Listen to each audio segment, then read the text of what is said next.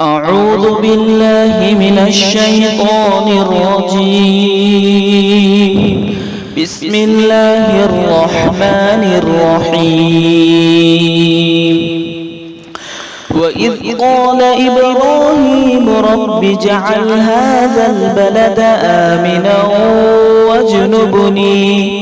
واجنبني وبني أن نعبد الأصنام. رب إنهن أضللن كثيرا من الناس فمن تبعني فإنه مني ومن عصاني فإنك غفور رحيم.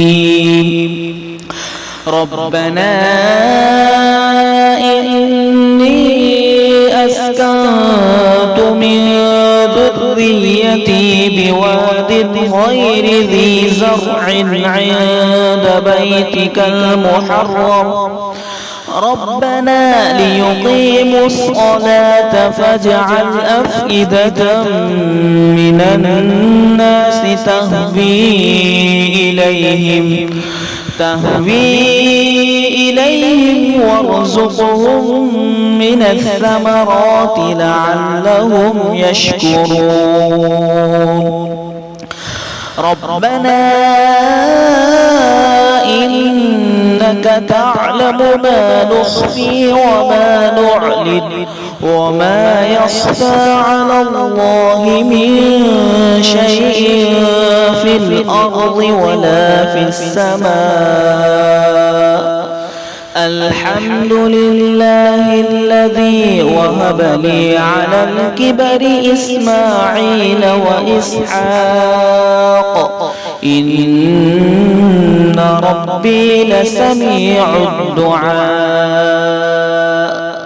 رب اجعل لي مقيم الصلاة ومن ذريتي ربنا وتقبل دعاء.